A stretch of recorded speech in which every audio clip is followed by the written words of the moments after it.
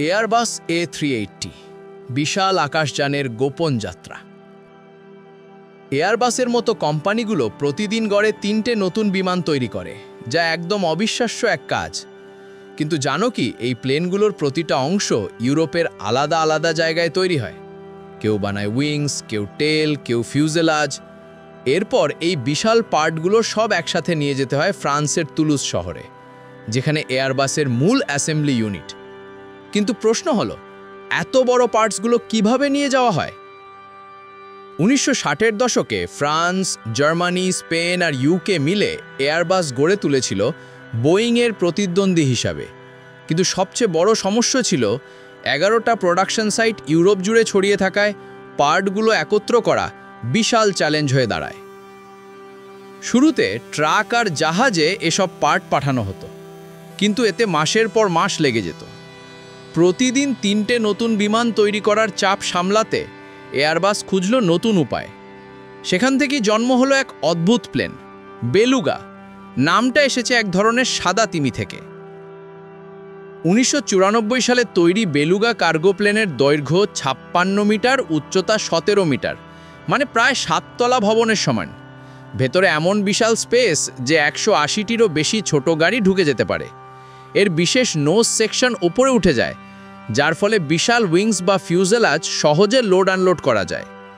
একটা A350-র উইংস, যার দাম প্রায় 400 কোটি টাকা, সেটাও এতে সহজে ফিট হয়। আগে যেখানে পার্টস পৌঁছাতে মাস লাগত, এখন বেলুগা 2 ঘন্টার মধ্যেই ইউরোপের এক প্রান্ত থেকে অন্য প্রান্তে পৌঁছে দেয়। এরপর আসে 2014 সালের বেলুগা এক্সেল, আরও বড় ও শক্তিশালী ভার্সন। কিন্তু যখন এলো A380, তখন সমস্যা দেখা দিল। কারণ A380-র ফিউজেলাজ এত বড় যে বেলুগা এক্সেলেও তা ফিট হচ্ছিল না। আর নতুন প্লেন বানাতে গেলে বিলিয়ন ইউরো খরচ হতো। তাই এয়ারবাস নেয় এক দারুণ সিদ্ধান্ত: সমুদ্র, নদী আর জমির পথে তৈরি করে সুপার কনভয় সিস্টেম। এই রুটে প্রথমে ব্যবহৃত হয় বিশেষ রোল অন রোল অফ বা রোরো জাহাজ, যেখানে বিশাল পার্টস চাকার ওপর গড়িয়ে ঢোকানো যায়। সবচেয়ে বড় জাহাজের নাম সিটি অফ হামবুর্গ, যা 126 মিটার লম্বা। এটি জার্মানির হামবুর্গ থেকে ফ্রান্সের সেন্ট নাজার পর্যন্ত 1600 কিলোমিটার পথ পাড়ি দেয়। ভয়ঙ্কর ঝড়ো উত্তাল সমুদ্র পেরিয়ে। কোটি টাকার উইংস যেন না নড়ে যায়, তাই ক্রুরা 4 ঘন্টা পর পর চেন চেক করেন, আর ক্যামেরা 24 ঘন্টা নজর রাখে। ফ্রান্সের বন্দরে পৌঁছে পার্টগুলো আবার বিশেষ বারজেট তোলা হয়, যা গ্যারন নদী ধরে বোর্দো শহর পর্যন্ত যায়। এখানে আসে সবচেয়ে ভয়ঙ্কর চ্যালেঞ্জ: পুরনো পন্থ ডে পিয়ের ব্রিজ। মাত্র একটা আর্চ দিয়ে পার হওয়া যায়, আর দুই পাশে থাকে কয়েক ইঞ্চি ফাঁকা জায়গা। তাছাড়া জোয়ার ভাটার সময় পানির উচ্চতা বদলে যায়, তাই ক্যাপ্টেনের হাতে থাকে মাত্র 3 মিনিট সময়। এই সময়ে পার না হতে পারলে পুরো কনভয় থেমে যায় 12 ঘন্টার জন্য। এজন্য বার্জে থাকে অ্যাডজাস্টেবল প্ল্যাটফর্ম, যাতে উচ্চতা নিয়ন্ত্রণ করা যায়। বোর্দো থেকে তুলুজ পর্যন্ত 250 কিলোমিটার পথ যেতে হয় 650 হর্স পাওয়ারের সুপার ট্রাক দিয়ে। প্রতিটা ট্রাকে থাকে 96টা চাকা।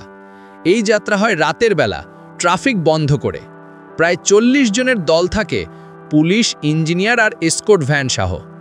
ছোট শহরের রাস্তায়, রাউন্ড অ্যাবাউটে, এমনকি ল্যাম্পপোস্টের পাশ দিয়ে কয়েক সেন্টিমিটার দূরত্বে বিশাল পার্টগুলোকে নিয়ে যাওয়া হয়। অবশেষে সব অংশ একত্রে পৌঁছে যায় তুলুজের অ্যাসেম্বলি ইউনিটে। সেখানে 19,000-এরও বেশি রিভেট দিয়ে ফিউজেলাজ জোড়া লাগে। উইংয়ে লাগে আরও 4,000। এরপর ইঞ্জিন, ইন্টেরিয়ার, ইলেকট্রনিক্স আর পেইন্টের কাজ। সব মিলিয়ে একটা A380 পুরোপুরি তৈরি হতে সময় লাগে প্রায় 9 মাস। এখনও পর্যন্ত মাত্র 251টা A380 তৈরি হয়েছে, যার অর্ধেকই এমিরেটস এয়ারলাইন্সের।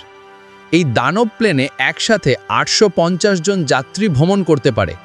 টেক অফ ওজন 575 টন, মানে প্রায় 300টা এসইউভি গাড়ির সমান। দাম প্রায় $445 মিলিয়ন, অর্থাৎ 3,800 কোটি টাকা। এই দামে তুমি 5টা বোয়িং 737 কিনে ফেলতে পারবে। তাই পরের বার যখন কোনো এয়ারবাসে চড়বে, মনে রেখো, এই বিমানের প্রতিটা রিভেট, প্রতিটা পার্টের পেছনে আছে বছরের পর বছর গবেষণা, ইঞ্জিনিয়ারিং আর এক অনন্য দলগত প্রচেষ্টা। আশা করি ভিডিওটা ভালো লেগেছে। লাইক, শেয়ার আর কমেন্টে জানাও তোমার মতামত। দেখা হবে পরের দারুণ এক গল্পে।